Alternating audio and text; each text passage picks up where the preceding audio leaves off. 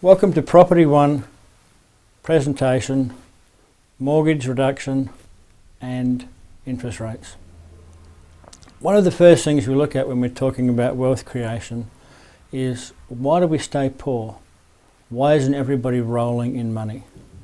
Well, generally speaking, most people have no training and no education in how to use the money they make. In short, when we go to school, we spend many years learning a trade or profession or gaining academic knowledge, but we spend very little time learning how to use, manage and invest the money we're going to make in our working life. Most people have a jam jar savings account. We have money all over the place, so our money is never focused in one direction. Therefore, we're never obtaining the maximum benefit for our hard-earned dollar. A high percentage of people have credit card and personal loans. These debts and personal debts are an albatross around your neck. In fact, personal debt and credit card will bury you financially faster than almost anything else. Another problem is undisciplined spending and management. Because we have no training and expertise in managing our money, we tend to spend in a very undisciplined manner. We buy it, we work out how we're going to pay for it later. Not always a wise move. If you always do what you've always done, you'll always get what you always have.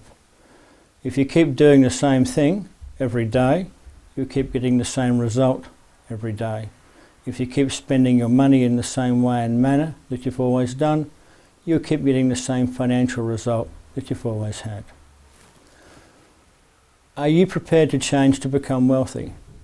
That may sound like a very silly question. In fact, it isn't. 70% of people will never change.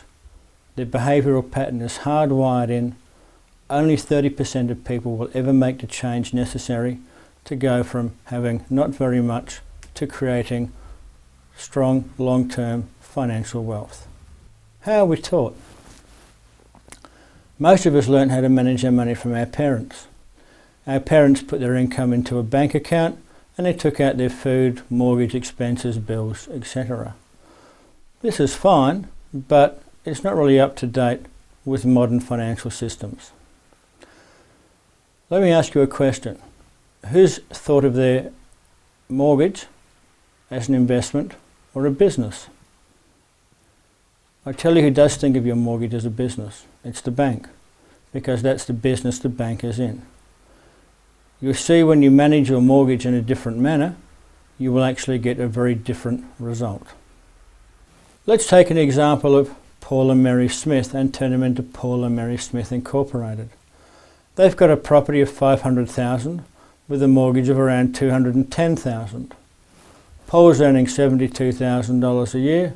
Mary's working part-time on $28,500. They've got a couple of gremlins around the place. They're earning just over $100,000 a year and they're paying a bit over $21,000 to $22,000 a year in income tax. Let's have a look at the bank's business plan for Paul and Mary Smith, a typical young couple in inner city Brisbane today. They've got a mortgage of $210,000 and the interest rate 7.85%. You'll see that in the first year, the total repayment is a fraction over $18,000, with a little bit over $16,000 going in bank interest and around $1,800 going in principal. In short, just over 90% of the entire first year's repayment goes to the bank as interest. Let's look at the entire mortgage equation when Paul and Mary Smith run their mortgage as a business with a planned investment structure.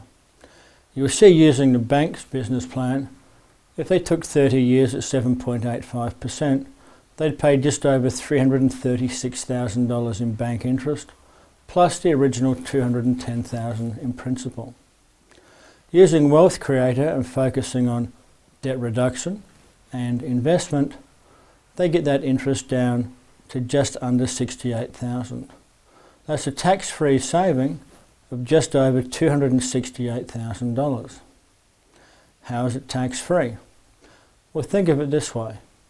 If you earned $268,000 in interest, you would have to declare that as taxable income on the 1st of July each year. You cannot be taxed on money you do not pay to the bank.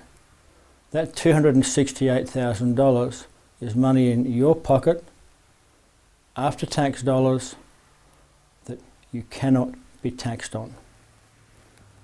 Let's look at interest rates and the effect they have on the economy. The media is full of gloom and doom about interest rates. Is it true? Or is there a pattern that you can rely on? Let's look back to the 1980s. Interest rates ranged from 11% to 14% per annum. Incredibly expensive by today's standards. During the recession we had to have, interest rates did not start at 7 or 8% and go to 17 or 18. They started at 14% and went to 17% over an 18-month to 2-year period. That's an increase in real terms of 21.4%. What that led to was the recession we had to have.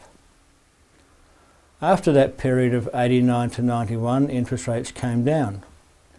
They fell to 8.5% and then rose to 10.5%.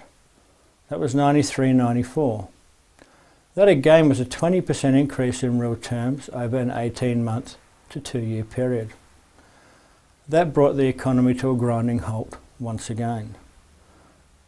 If you look at it and you study interest rates from 1980 to 2008, you'll see any time we get an increase in real terms of 20% or more in an 18-month period, we end up on the edge of a recession.